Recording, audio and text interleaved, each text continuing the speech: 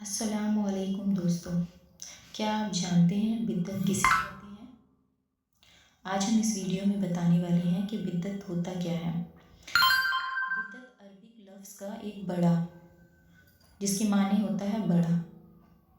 مطلب دین میں کسی چیز کو بڑھانا یا اس میں موجود نہ تھی اور اس میں فرق کرنا، خود سے ڈالنا جو ثابت نہیں ہے قرآن و حدیث سے، اسے بدعت کہتے ہیں۔ ٹھیک ہے، دین اسلام میں بدعت سے مراد ایسا عقیدہ ہے جس کو ہم نے کبھی پرانے زمانے میں یا پھر رسول اللہ صلی اللہ علیہ وسلم کے زمانے سے نہیں ہوئی اور اسے ہم ابھی عبادت سمجھ کے کر رہے ہوں تو اسے بدعت کہتے ہیں، جس کا کوئی بھی ثبوت نہ ہو۔ مان لیجئے نہ قرآن میں کچھ کہا گیا ہے اور نہ حدیث میں کچھ کہا گیا ہے اس کے بارے میں، نہ ہی وہ رسول اللہ صلی اللہ علیہ وسلم سے ثابت ہو، تو اسے بدعت کہتے ہیں۔ اور ہاں، اس میں کسی چیز میں اگر بدلاؤ ہم لاتے ہیں، جیسے اسے مان لیجیے ہمیں رسول اللہ علیہ وسلم نے کہا کہ 5 نمازیں ہیں، ہاں، اور تہجد کی بھی نمازیں ہیں، اب ہم ان میں رکعتوں میں چینجز کرتے ہیں نماز میں۔ مان لیجیے ہماری فجر میں 4 رکعت ہے، 2 سنت 2 فرض، اور اس میں ہم کوئی اور بھی چیزیں ایڈ کر کے پڑھ رہے ہیں کہ ہم 4 پڑھ لے رہے ہیں فرض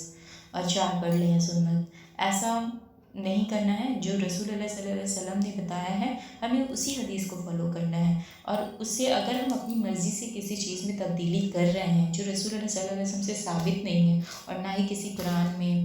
حدیث میں شامل نہیں ہے، اور اس میں ہم خود بدلاؤ کر رہے ہیں تو اسے بدعت کہتے ہیں۔ تو لہٰذا ان چیزوں کا خیال رکھنا ہے، اور بدعت سے مراد بدعت صرف دین میں ہوتا ہے، دنیا میں نہیں۔ مان لیجیے دنیا میں کسی نئی چیز کا ایجاد ہوا ہے، موبائل ہو، انٹرنیٹ ہو، گاڑیاں ہو، ان سب سے کوئی فرق نہیں پڑتا ہے۔ بدعت دنیا میں نہیں ہوتی ہے،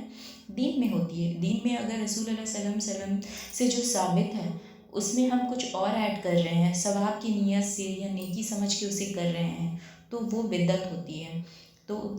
یہ کرنا منع ہے۔ صحیح بخاری کی حدیث ہے کہ دین میں کسی چیز کا اضافہ کرنا، رسول اللہ علیہ وسلم نے اس میں فرمایا کہ جس نے ہماری اس دین میں کوئی نئی چیز نکالی جو حدیث یا دین میں ثابت نہ ہو تو وہ مردود ہے، وہ ریجیکٹڈ ہے، اس کا کوئی ثبوت نہیں ہے اور اس سے کچھ ثابت نہیں ہوتا ہے، اور کچھ بدلاؤ کرنا یہ بدعت کہلاتی ہے۔ تو لہٰذا اس چیز کا دھیان دیں، اپنی مرضی سے کوئی نئی چیز ایجاد کرنا جو اس دور میں نہیں تھا رسول اللہ صلی اللہ علیہ وسلم کے، اور نہ ہی کوئی قرآن حدیث میں ثابت ہے اور ہم نے اسے شروع کر دیا ہے تو وہ بدعت کہلاتی ہے۔ تو لہٰذا اس کا دھیان دیں اور بدعت سے دور رہیں، اور اگر میرا چینل آپ کو کچھ انفارمیشنز دیتا ہے تو اسے لائک